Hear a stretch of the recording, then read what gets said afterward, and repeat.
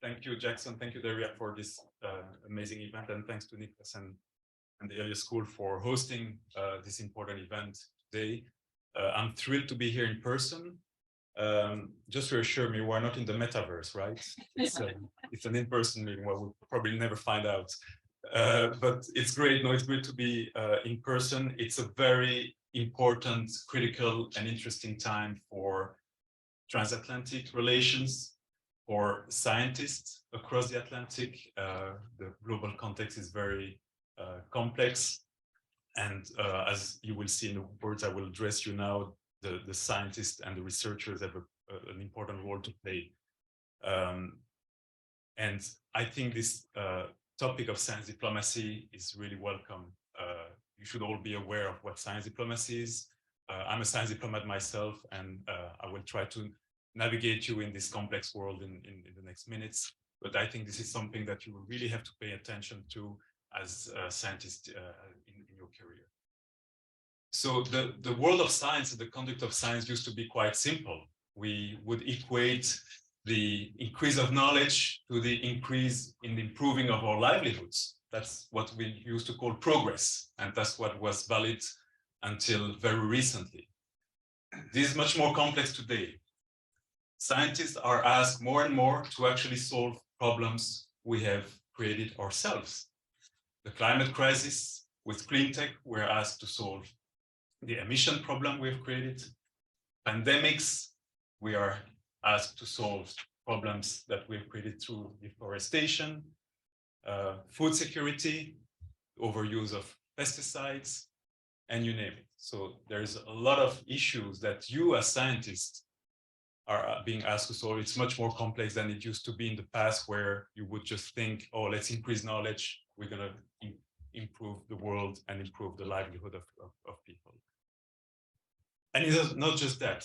Science and technology are also at the core now of global tensions.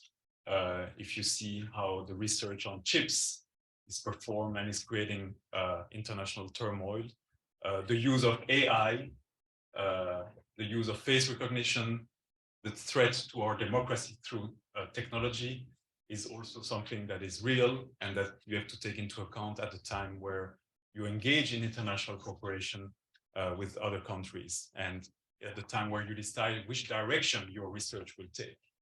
You have to think ahead and not just increase knowledge like we used to do in the past. You also have a societal role to play. We've seen with the COVID crisis, the anti-vax movement was high and well followed online. This is something as scientists who are not equipped to fight against, and your role in society is even more important to understand how a scientific community works. Because I've had so many friends, non-scientists, sending me videos of one person who was a PhD saying that vaccines don't work and so on. And I had a hard time always to explain, but that's not how the scientific community works. You have to, you can say whatever you want as a scientist, but you have to come with a proof, and this has to go under the scrutiny of the whole community. It's not just because you're a scientist that you hold the truth. And this is something you also have to engage more into society to make sure that your friends, your family understand that very well. So your life is very complex. It was already complex to do research, but it's even more complex because you have to think about many other aspects now, and that's why science diplomacy is very important. But fortunately, the EU is there. The European Union is there to guide you and to help you. We've done so, we've taken the leadership in many of these aspects I've just mentioned. So we have published the Global Approach to Research Innovation last year, which helps you understand how to navigate the international world of cooperation in research innovation and how to ensure openness, because science has no border. We have to remain as open as possible, but also being cautious when you engage in international cooperation, making sure that you know where you step in your partnership. The EU is leading in other areas like the Green Deal, the biodiversity strategy, the food to fork strategy, and the digital agenda. All these regulatory aspects are meant to solve part of the problem I mentioned, of course, and they have an effect beyond the EU. we've seen with the digital agenda, it has a big effect in the Silicon Valley. And that's what people call the Brussels effect. So we have to acknowledge that the EU regulatory power is a very global and powerful power, and very important for our work. All those regulations, the Green Deal, the biodiversity, the circular economy, the digital agenda, are all underpinned by a research and innovation component. And this research innovation component is implemented through our program, the European Union Program for Research and Innovation, which is called Horizon Europe, which you're all invited to apply for and to join. And it's really our science diplomacy tool also to work with the US. And I have good news on that regard, because it's called a European framework program, but it's actually very international. It's open to any participant in the world, and especially to US participants.